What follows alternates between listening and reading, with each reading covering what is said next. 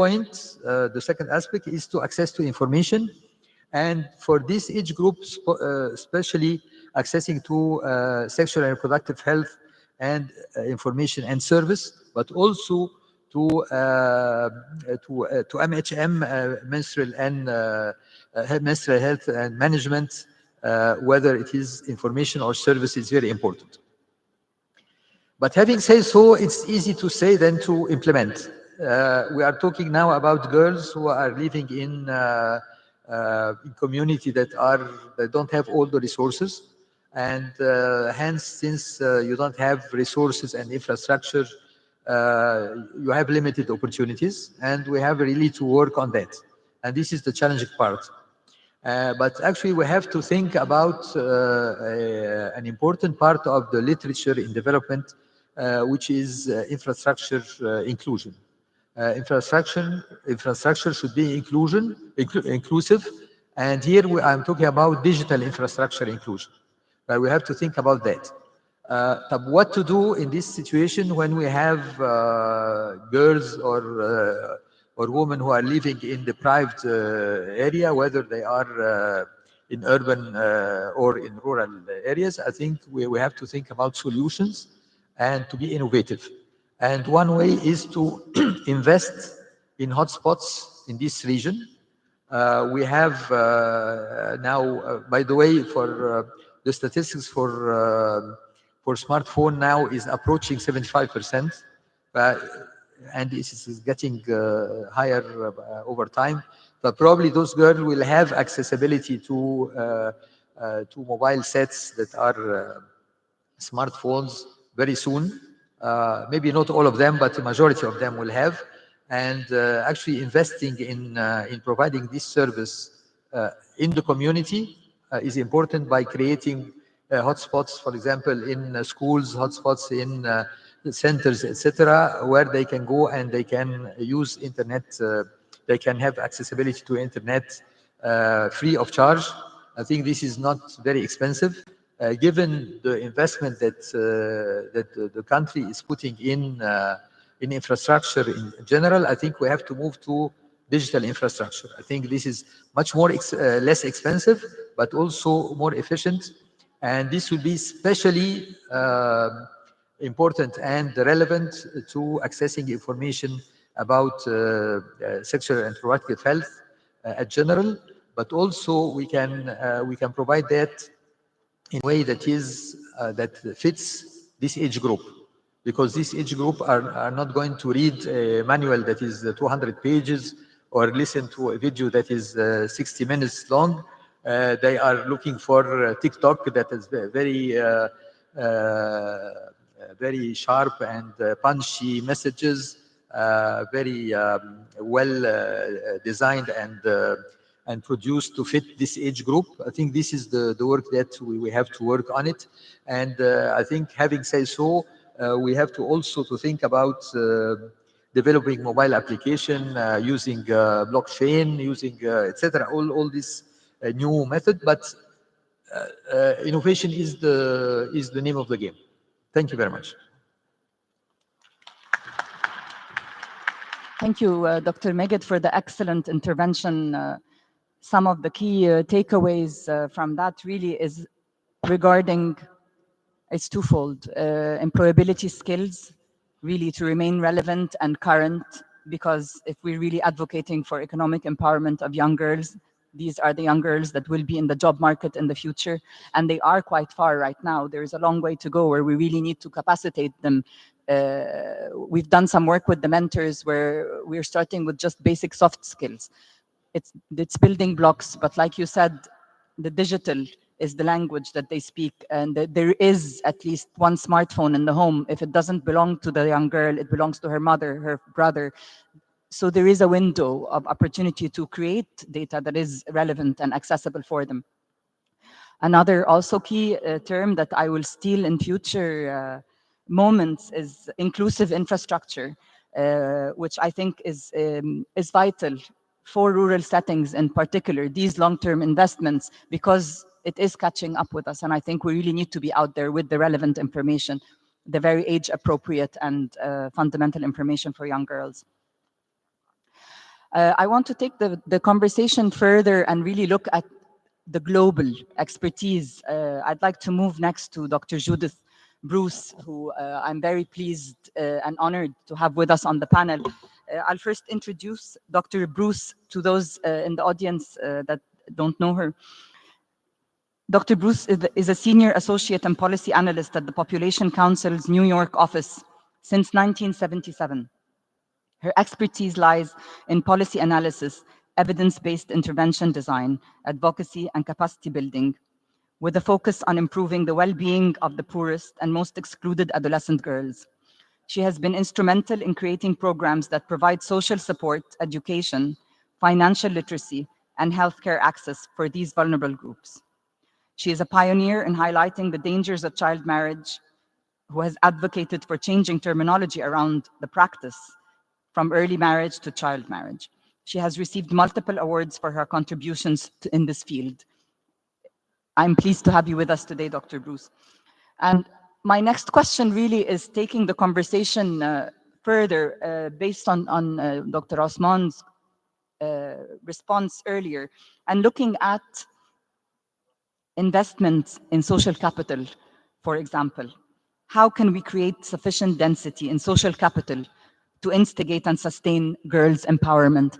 And if you like, I understand there's a slide that you would like to show. If we can ask for technical assistance to show the PowerPoint.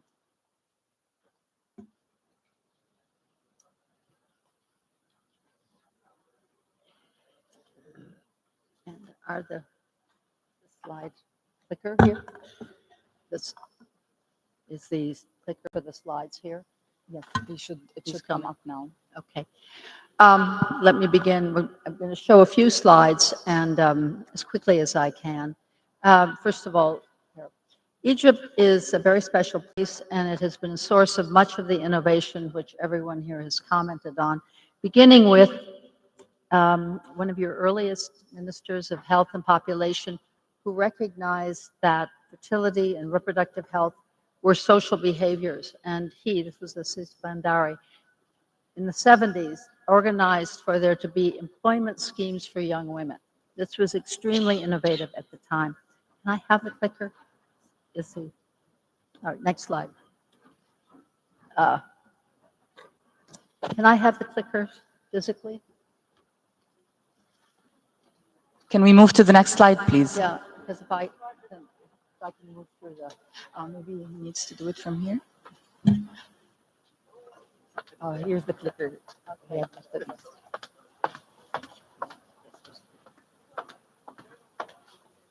Technology, unlike the rest of you, is not my high point. In any case, so Egypt has always been a place. My mentor was Mrs. Maria Assad. She would say, I'm not Dr. Bruce, by the way, but I thank you for the, she would say, Judith, social capital, social capital, social capital.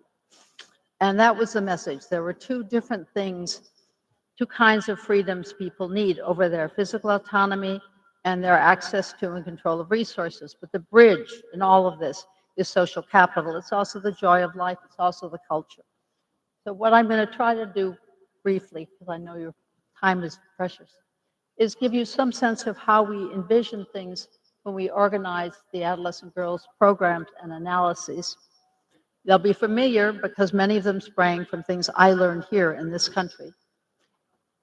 In general, when you look at a community, you have many resources on the ground. And even in the poorest communities, maybe $200,000 worth of infrastructure, roads, markets, community centers, youth centers, playing fields. The boys have much more access to this. I'm not saying it's perfect and that there are no issues there, but they can move around with much more freedom and confidence and safety. The better off girls may have access to school and some to the health center, but in many communities, and NOURA, I mean, it's a dream of a program, is really focused on these hot spots where you have communities that are excluded and within them the segments of girls who will be the future. I mean, in the community of practice, adolescent girls practice, the phrase was, we're going to build the resilience of communities through investments in the rising generation of girls, seeing them not only as centrally having needs and rights, but having this tremendous capacity. Who is going to be there longest to bring these communities to life? It's these girls. But we now have to overcome some shocks to the system. And this is, the others have spoken about the great potential, and it's there, obviously. But for females, they are constantly having to navigate shocks. So when we build assets, they need to be assets that can survive these shocks. Obviously, traditional bodily mutilation, it's really, FGM is a problem, very young ages. School entry, getting there on time, and maybe resistance sometimes to sending the girl on time, keeping her there through secondary school. Puberty brings with it unparalleled challenges, obviously a whole new world that can be positive, but needs to be built that way. I'll spend a little bit more time on that. This transition from school completion, which is much better school completion now among girls in Egypt, but what happens next in terms of their transition to leadership roles, their employment, and of course, the formation of their families, which brings other shocks and potentially points at which all those assets that have been built up, suddenly there's a depletion. We even see in some places, we documented this in Malawi, that there's de-learning, that boys and girls will graduate with the same skills, but in a short period of time, the girls have lost skills because there's not a safe space, the kind of NOURA program, to maintain it. They need to continue that. Everybody needs 5 friends and a place to meet them for their entire lives. And then marriages. They're often happy, but not always. So the personal status laws, for example, in Egypt, the progress there I think is very important. Women need to be able to leave unsafe relationships for their own well-being and their children's. It's their rights, and they've made that much easier. At the same time, living while female, you are carrying care burdens all through your life that males do not have. Very, very different levels of looking after younger and older dependents.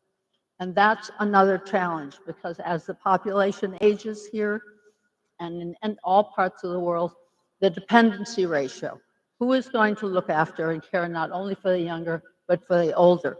Unless plans are made, that will fall very disproportionately on females. Needs to be shared better. Girls' social capital is radically reduced around the time of puberty. These are data from 4 countries, including Egypt.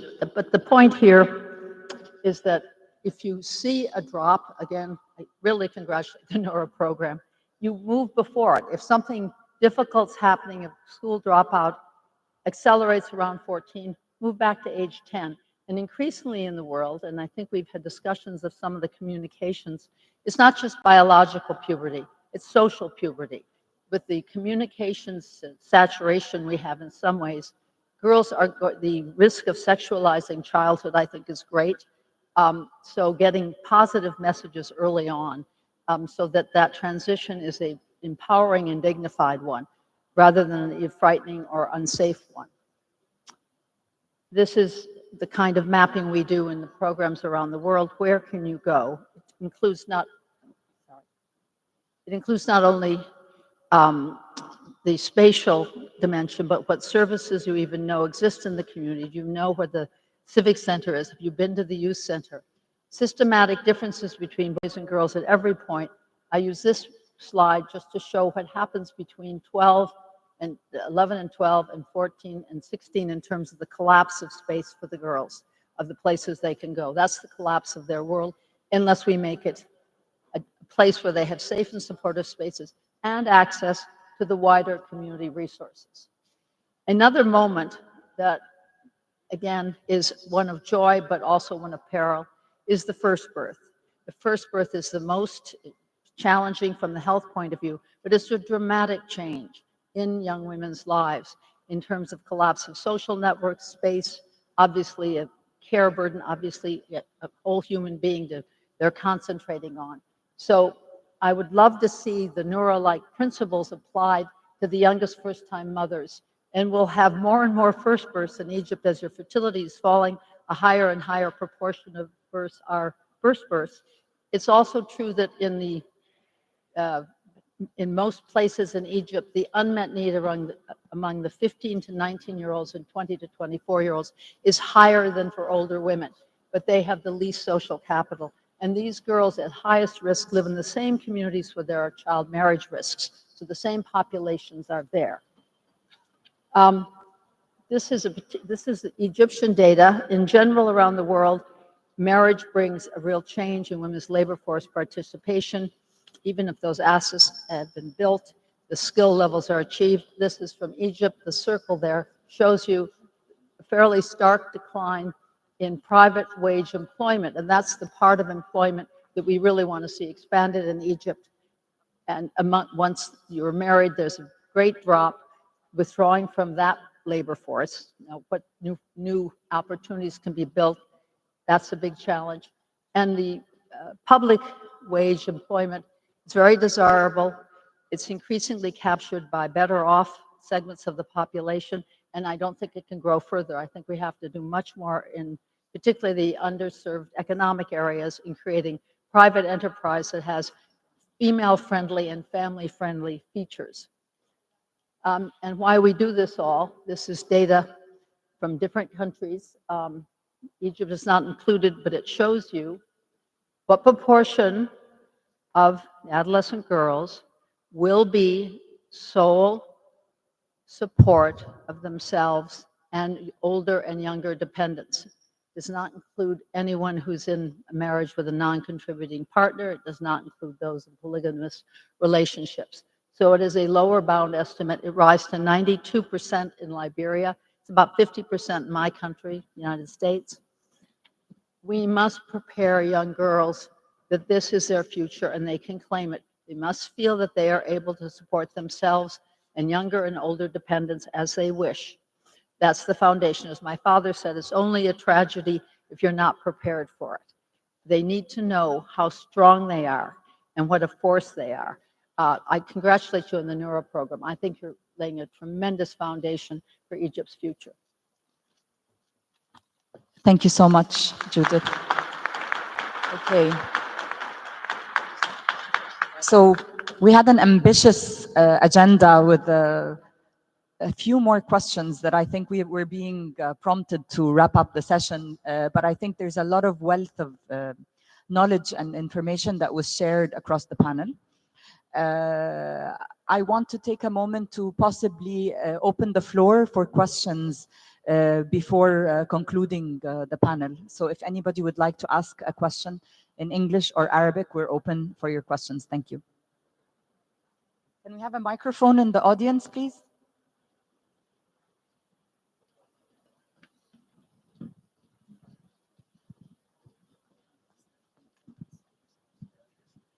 Really? Yeah, it's not. Yeah, it's true. Yeah. Okay. So we will take 3 questions. We can start with you. تفضل. لسه ما جالكش microphone? Okay. Mic هنا. We will start with you until a microphone is availed for the gentleman. Thank you. تفضلي. Thank you. Good morning. This is Maisa Bouhgeb. I'm the Deputy Director at Sawiris Foundation. Thank you for this. We're also partners on supporting the NOURA program. Maybe just a question, because I think, as everyone knows, evidence is important these days. And we know that NOURA program together with UNFPA and NCW are interested to also incorporate evidence or impact evaluations within the program. Maybe it's important to shed the light on this. It is an ambitious, definitely, it is an ambitious program, very key, very important and timely. So if we can elaborate a little bit more around this, thank you. Yeah, thank you very much. I just want to be very brief on this. I think I want to build on what the Professor Magued said.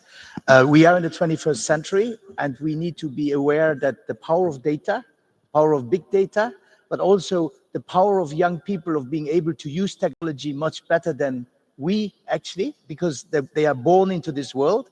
So I do think that it's really important that programs like NOURA from a very early age build in this technological leap possibility, but also a data gatherer.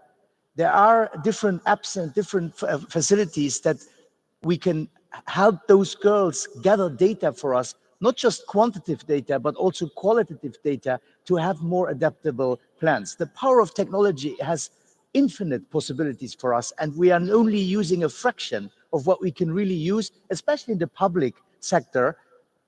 And the private sector is actually showing to us how powerful they can get to their clients or target groups. So we know how to do it. We just need to do it through government, and the government needs to create the conditions. The government, the state, to create the conditions.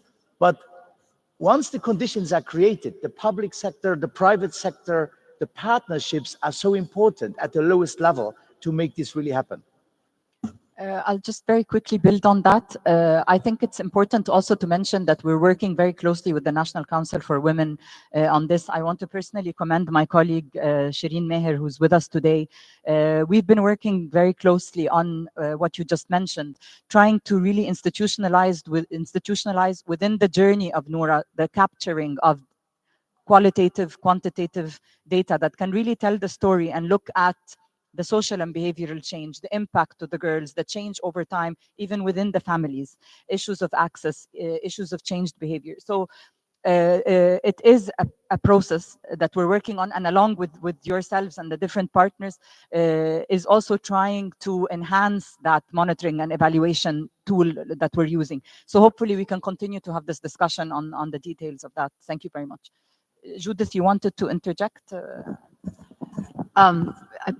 Just to add, I believe that there's an excellent database available of programs with many parallel aspects here, including allowing, there's actually data in which you can discern the relative impact of the social capital versus the cognitive.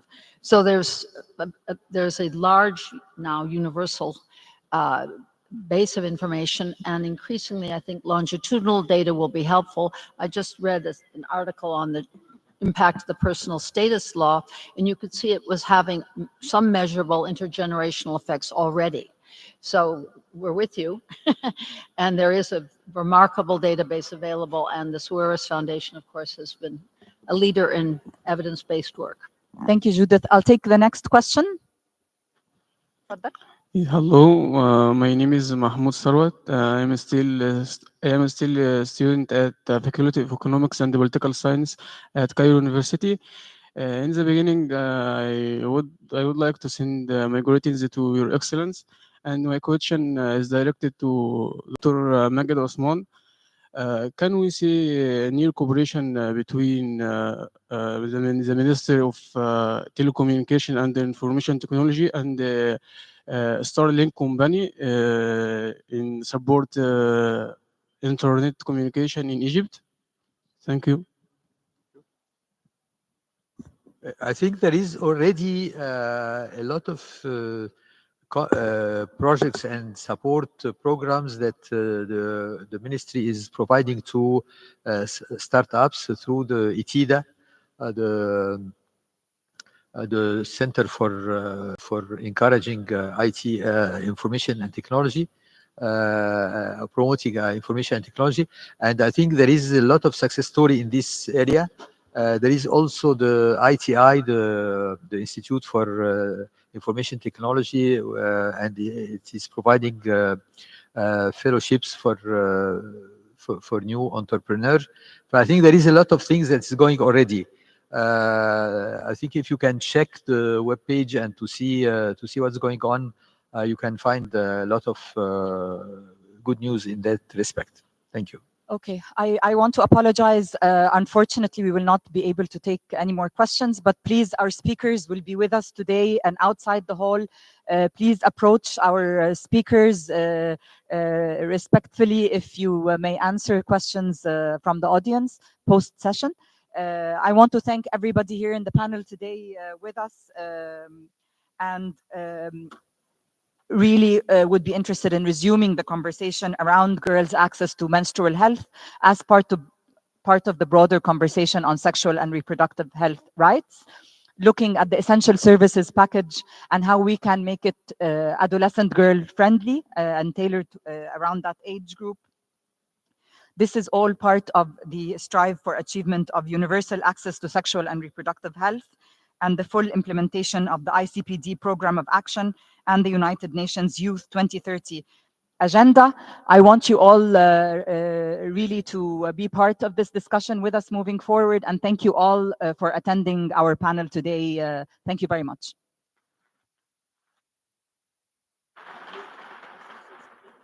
Thank you so much for this engaging session.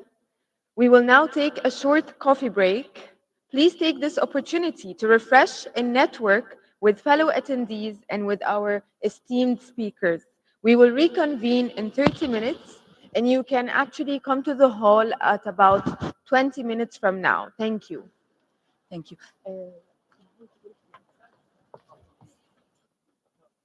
I just wanted to tell you something very special today. I would like you to clap for Dr. Bruce, who is celebrating her birthday today.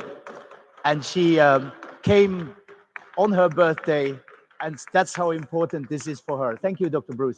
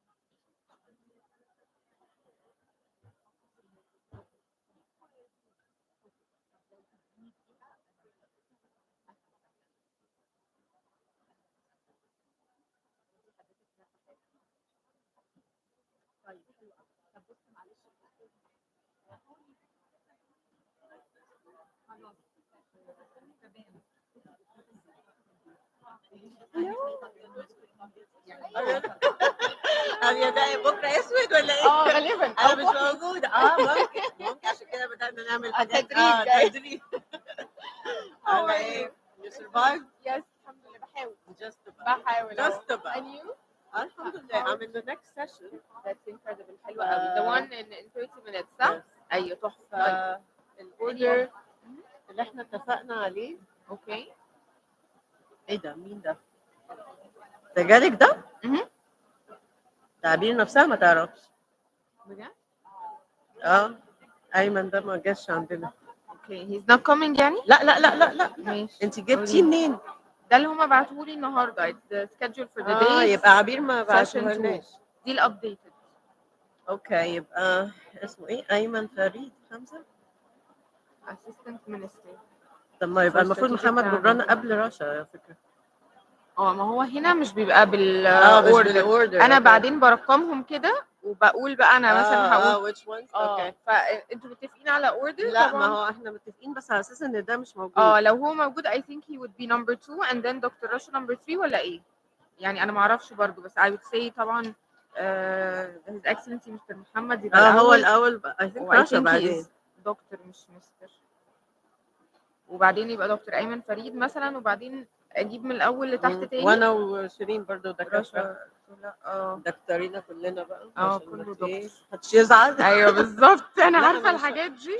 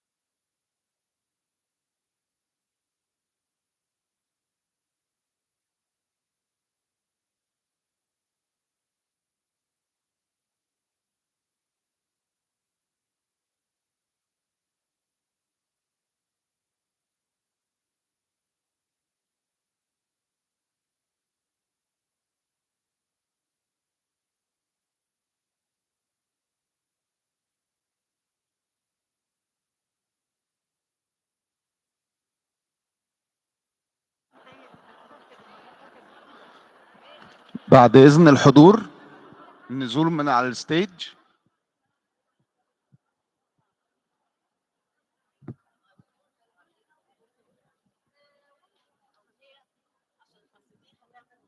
ان هي ادتنا وقت زياده.